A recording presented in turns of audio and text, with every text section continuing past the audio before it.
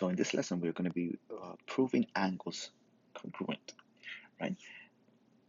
First of all, I'm going to start with what is a theorem. A theorem is a conjecture or statement that is proved through. So we need to prove that this is true.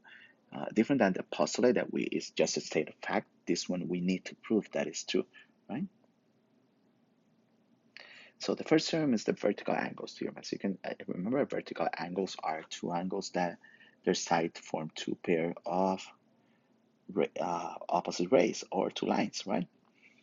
It's telling me that the vertical angles are congruent. So that means that angle 1 and 3 is congruent, and 2 and 4 is congruent, right?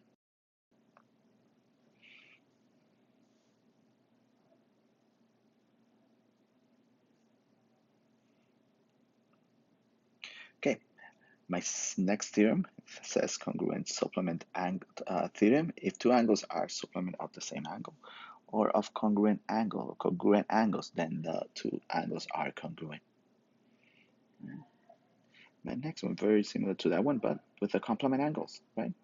If two angles are complement to the same angle or two congruent angles, then the two angles are congruent. Theorem 2.4 to 4 is all the right angles are congruent. And to 5, if two angles are congruent and supplementary, then each is a right angle. We're going to see those later on other videos, right? So let's use this information, right? So I want to find the value of x. I have 5x, right? This angle right here, they are vertical angles. So that means that they are congruent. So 5x equals 150. And I'm just going to divide. So x equals 30. That's it.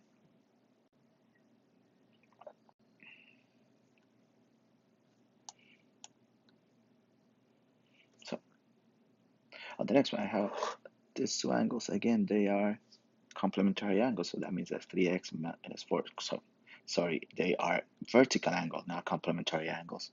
So 3x minus 40 equals 2x minus 10. And I'm just solving here. Plus 40. So 3x equals 2x plus 30 minus 2x minus 2x. X equals 30. See? My next one, again, I have two vertical angles right there. So 3x plus 6 equals 90. Minus 6 on both sides. So 3x equals 84. And I'm going to divide by 3. So x equals 28. The next one, let's forget about this line. We don't have to look at that line right now. We have two vertical angles. So 2x minus 27 equals 4x plus 12. So minus 4x. 3x minus 27 equals 12 plus 27. 3x equals 39, and I'm going to divide by 3, so x equals 13. My next one, again, forget about everything. I'm just looking at those two angles. So 4x minus 5 equals 80. So plus 5. 4x equals 85, and I'm just going to divide by 4, so x equals 85 over 4. And to find the measurement of angle 1, so I have this one is 5x, 2x plus 90. So first of all, I need to find x. So 5x equals 2x plus 90. So minus 2x. 3x equals 90, and I'm going to divide by 3. So x equals 30. Just coincidence that we have so many 30s on this video, but it's not going to be always 30. So 5 times 30 equals 150 degrees. Right? In this case, that my x doesn't have the degrees on the exercise. We need to include that on the solutions. As you can see, the previous one did have that degree. Okay, so I want to complete this proof. I want to prove that x equals 5. So at the end, I should have that x equals 5 right here. Right, so I'm starting that angle A is congruent to angle B. Let's mark it right here on the field. It's congruent. Those two angles are congruent. Right? So given given that angle A is congruent to angle BDA, right? I know that angle BDA is congruent to angle CDE because these two angles are vertical angles.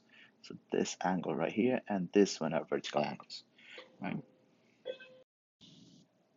Now, if I substitute right here in this information, I substitute A for BDA, I have that angle A is congruent to angle CDA. So this is by substitution.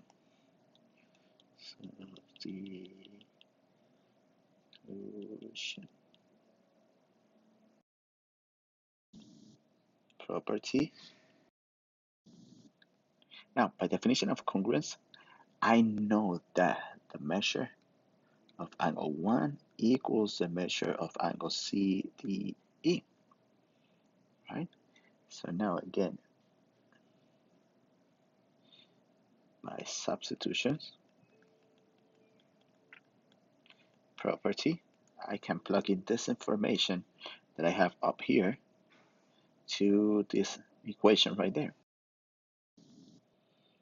Now by subtraction, I can subtract 11x on both sides, and I can subtract 15 on both sides. So I have that 5 equals x, right? And then by symmetry property of equality, symmetric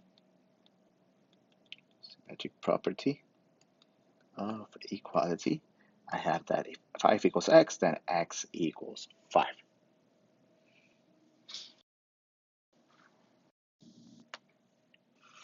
Okay, so now this other proof. I have that angle 5 and angle 2. Angle 5 and angle 2 are congruent. So let's mark those information right there. So this angle is congruent to this one. And I want to prove that, mark it with purple, that angle 8 and angle 4 are congruent, right? So given I have that angle 5 is congruent to angle 2. I know that angle 4 and angle 2 are congruent by vertical angles are congruent, right? So by transitive property, I can prove that angle. So by transitive property, I can prove that angle 5 is congruent to angle 4, right? Again, vertical angle, so I'm using this two right here, 5 and 8. So 5 is congruent to angle 8, and again, by transitive property of congruence, I can prove that angle 8 is congruent to angle 4. As you can see, I'm going step by step proving this one, right? So I have to mark everything that I need to mark right here that I have, and then check what I need and what step should take me from one step to the other one. Okay, we're gonna see this theorem later on another video. These two angles are called corresponding angles, 2 and 5 and 4 and 8. So we just proved a theorem that we're going to be using later on this class. So that's it for this video. May the force be with you.